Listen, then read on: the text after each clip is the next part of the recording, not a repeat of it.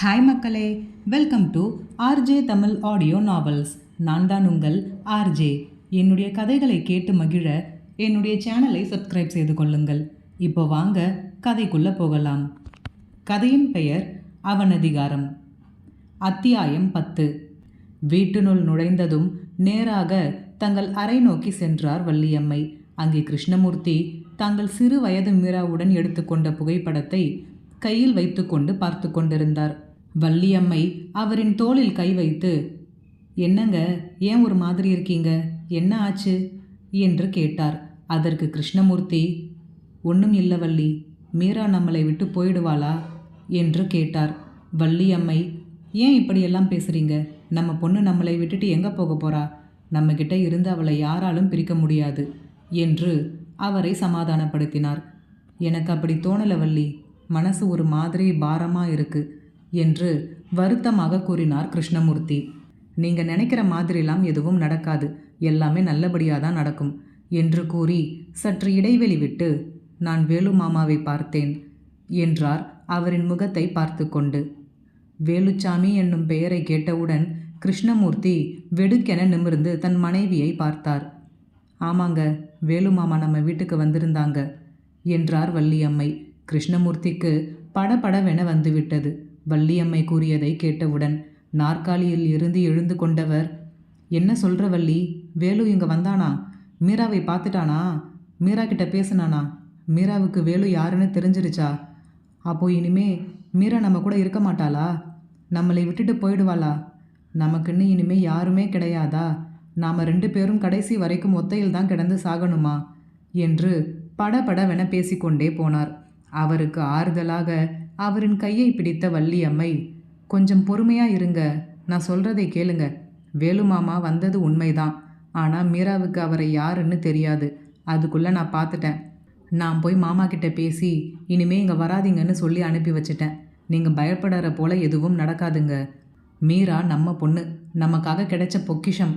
நம்மளை விட்டுட்டு அவள் எங்கனையும் போக மாட்டா என்று அவரை சமாதானம் படுத்தினார். என்னதான் சமாதானம் செய்தாலும் கிருஷ்ணமூர்த்தியின் முகம் தெளிவடையவில்லை. அவருக்கு சமாதானம் கூறினாலும் வள்ளியம்மைக்குமே சற்று பயமாக தான் இருந்தது. எங்கே வேலுச்சாமி மீராவை தனிமையில் சந்தித்து அனைத்து உண்மையையும் கூறிவிடுவாரோ, மீரா அவர்களுடன் சென்று விடுவாளோ என்று தோன்றியது.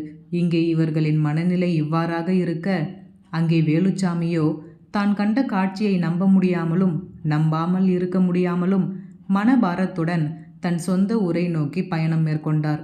வீட்டிற்குள் நுழைந்த வேலுச்சாமியை அவரின் பேத்தி வெண்ணிலா தாத்தா என்று ஓடி வந்து கால்களை கட்டிக்கொண்டாள். வேலுச்சாமிக்கு பேத்தி பிறந்ததும் தன் மகளே திரும்ப கிடைத்தது போன்ற மகிழ்ச்சி அவர் மனதில் ஏற்பட்டது. சுப்பிரமணியனுக்கு 3 பெண் குழந்தையாய் பிறந்தது எண்ணி ஒரு நாளும் வேலுச்சாமி வருந்தியதில்லை. அவர் தொலைத்த மகளை இறைவன் தன் மகனுக்கு 3 பெண் குழந்தைகளை கொடுத்து ஈடு செய்திருக்கிறான் என்று அவ்வப்போது நினைத்து நிம்மதியடைந்து கொள்வார். பேத்திகள் என்றால் அவருக்கு கொள்ளை பிரியம். பேத்தியை பார்த்ததும் அவருக்கு அனைத்தும் மறந்து போனது. ஆனாலும் அவரின் முக வாட்டத்தை கண்ட மரகதம், என்னங்க, ரொம்ப சோர்வாயிருக்கீங்களே, கொஞ்ச நேரம் படுத்து ஓய்விடுங்க என்று கூறினார். அதற்கு வேலுச்சாமி எந்த ஒரு பதிலும் கூறாமல் தங்கள் அறையை நோக்கி சென்றார். செல்லும் அவரையே குழப்பமாக பார்த்து கொண்டிருந்த மரகதம் அவருக்காக காஃபி எடுத்துக்கொண்டு அறையை நோக்கி சென்றார். அப்பொழுது கை கால்களை கூட கழுவாமல் கட்டிலின் மேலே அமர்ந்திருந்த வேலுச்சாமியை கண்டார். ஏன் ஒரு மாதிரியா இருக்கீங்க, என்ன ஆச்சு என்று வினவினார் மரகதம். ஏன் மரகதம், காணாமல் போன நம்ம பொண்ணு திரும்ப கிடைச்சா நீ என்ன பண்ணுவ என்று கேட்டார் வேலுச்சாமி. இப்போ எதுக்குங்க அதெல்லாம் பற்றி பேசிக்கிட்டு, நடக்கிறதை பற்றி பார்ப்போமே. திரும்பவும் நம்ம பொண்ணு ஞாபகம் வந்துடுச்சா உங்களுக்கு? இப்போதான் கொஞ்ச நாளாக பழைய மாதிரி இருக்கீங்க. மறுபடியும் பழசை பற்றி பேச வேண்டாம். நடந்தது நடந்து போச்சு. இனிமேல் நம்ம கையில் என்ன இருக்குது? நடந்து முடிஞ்சு 30 வருஷம் ஆயிடுச்சு. இனிமே இதை பற்றி பேசி என்ன நடக்க போகுது? நம்ம தலையில் என்ன எழுதியிருக்கோ அதுபடி தான் எல்லாம் நடக்கும். விடுங்க. எங்கே இருந்தாலும் வள்ளி நம்ம பிள்ளையை நல்லா பார்த்துக்கிடுவா என்று கூறினார். என்னதான் சமாதானமாக கூறினாலும் அவர் மனக்கவலையை அவரின் முக வாட்டமே கூறியது. மீராவை பார்த்தேன் என்றார் வேலுச்சாமி அமைதியாக. எந்த மீரா? எங்கே பார்த்தீங்க என்று சந்தேகமாக கேட்டார் மரகதம். மரகதத்தின் இரு கைகளையும் பிடித்து கொண்ட வேலுச்சாமி முதல் முறையாக கண் கலங்கினார். நம்ம பொண்ணு மீரா என்று அவரின் முகத்தை பார்த்து கூறினார் வேலுச்சாமி. இதுவரை இவ்வாறு தன் கணவனை கண்கலங்கி பார்த்திடாத மரகதம் செய்வதறியாது, என்ன சொல்றீங்க? நம்ம பொண்ணா? வள்ளியை பார்த்தீங்களா? எங்க பார்த்தீங்க? கிருஷ்ணமூர்த்தி நல்லா இருக்காரா? ஒன்றும் பிரச்சனை இல்லையே? புள்ளை எப்படி இருக்கு? என்று அடுக்கடுக்காக கேள்விகளை அடுக்கினார். அவரின் எந்த கேள்விக்கும் பதிலளிக்காமல் வேலுச்சாமி அமைதியாக தரையை பார்த்து கொண்டு அமர்ந்திருந்தார். மரகதம், என்னங்க நான் பாட்டுக்கு பேசிக்கிட்டு இருக்கேன், நீங்கள் பாட்டுக்கு அமைதியாக இருக்கீங்களே, எனக்கு சந்தோஷத்தில் என்ன பண்ணுறதுன்னே தெரியலை. சரி வாங்க, சுப்பிரமணி கிட்ட இந்த விஷயத்தை சொல்லுவோம், அவன் ரொம்ப சந்தோஷப்படுவான். நீங்கள், நான், சுப்பிரமணி 3 பேரும் போய் அவங்களை பார்த்துட்டு வந்துடுவோம் என்று அழைத்தார். அதற்கு வேலுச்சாமி, எங்கே போக சொல்கிற மரகதம்? அவங்க 2 பேரும் நம்ம நினச்ச மாதிரி கிடையாது. இனிமே என்னை அங்கே வரக்கூடாதுன்னு சொல்லிட்டாங்க, அவங்க கிட்ட பேசக்கூடாதுன்னு சொல்லிட்டாங்க. ஏன், நான் அவங்கள பார்த்த விஷயத்தை கூட உன்கிட்ட சொல்லக்கூடாதுன்னு சொல்லிட்டாங்க. இவர் கூறுவதை கேட்ட மரகதம் செயலற்று நின்றார். என்னங்க, என்ன சொல்கிறீங்க என்றார் அதிர்ச்சி மாறாத குரலில். ஆமாம் மரகதம், அவங்க ஏன் இங்கே இருந்து போனாங்கன்னு நான் கேட்டேன். அதுக்கு என்னென்னமோ பேசுகிறாங்க. இப்போதான் நாங்கள் நிம்மதியாக இருக்கோம், எங்கள் நிம்மதியை கெடுத்துடாதீங்க, அப்படி இப்படின்னு என்னென்னமோ சொல்கிறாங்க. அதுக்கு மேலே வள்ளி, நான் அவங்களை பார்த்த விஷயத்தையே உன்கிட்ட சொல்லக்கூடாதுன்னு சொல்லி அனுப்பிட்டா. இனிமே அவங்களை தேடி அவங்க வீட்டுக்கு வரக்கூடாதுன்னு சொல்லிட்டா என்று கவலையாக கூறினார். என்னங்க, கிறுக்கா பிடிச்சி போச்சு அவளுக்கு? ஏன் இப்படியெல்லாம் பேசுகிறா?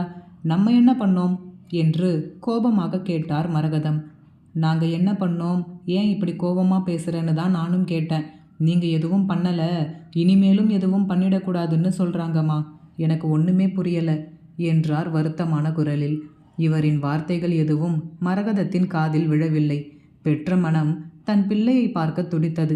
சரி கிளம்புங்க, ஒரு எட்டு போய் நம்ம பார்த்துட்டு என்ன பிரச்சனைன்னு பேசிட்டு வந்துடுவோம். எனக்கும் நம்ம பிள்ளையை பார்க்கணும் போல இருக்குங்க என்றார் கண்களில் மின்னும் ஆசையுடன். இருவரும் சென்று சுப்பிரமணியிடம் விஷயத்தை கூறி அவரையும் அழைத்து கொண்டு சென்னையை நோக்கி புறப்பட்டனர். மறுநாள் காலையிலேயே முதல் வேளையாக சென்னையில் மிகப்பெரிய வீட்டின் வாசல் முன் நின்று கொண்டிருந்தனர். அப்பொழுது கதவை திறந்த வள்ளி இவர்களை சற்றும் எதிர்பாராது வெளிவந்தார். வெளியே இவர்களை கண்டதும் வள்ளி அப்படியே சிலையாக நின்றுவிட்டார். மரகதம்தான் வள்ளியிடம் சென்று, என்ன வள்ளி, எப்படி இருக்க? மாமா கிட்ட என்னெல்லாமோ பேசியிருக்கீங்க, நாங்கள் என்னடி பண்ணோம்? உனக்கு புள்ளை இல்லைன்றதுக்காக என் பிள்ளையை தூக்கி கொடுத்தேனே, அதான் நான் பண்ண பாவமா என்று கண்ணீருடன் கேட்டார். அதற்கு மேல் வள்ளியால் கட்டுப்படுத்த முடியவில்லை. மரகதத்தை கட்டி அணைத்து கொண்டு தன் இத்தனை வருட ஆதங்கத்தை கொட்டி தீர்த்துவிட்டார் வள்ளியம்மை. ஆம், கிருஷ்ணமூர்த்தியும் வள்ளியம்மையும் அன்று குழந்தையை வாங்கி கொண்டு வீட்டிற்கு வந்தவுடன் கிருஷ்ணமூர்த்தி வள்ளியிடம், வள்ளி, நாம் இனிமே இந்த ஊரில் இருக்க வேண்டாம், நமக்கு இவங்க யாருமே வேண்டாம், நம்ம எங்கேயாவது போயிடலாம் என்று கூறினார். அவர் கூறுவதை கேட்டு அதிர்ந்த வள்ளியம்மை, என்னங்க, என்ன பேசுறீங்க நீங்க?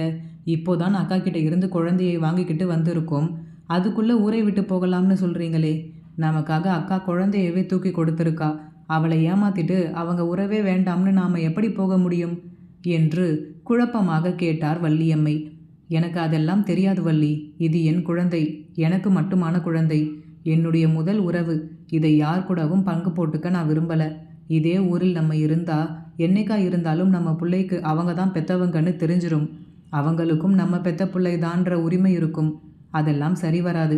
இவ என் புள்ள, எனக்கு மட்டும்தான் அவள் மேலே எல்லா உரிமையும் இருக்குது.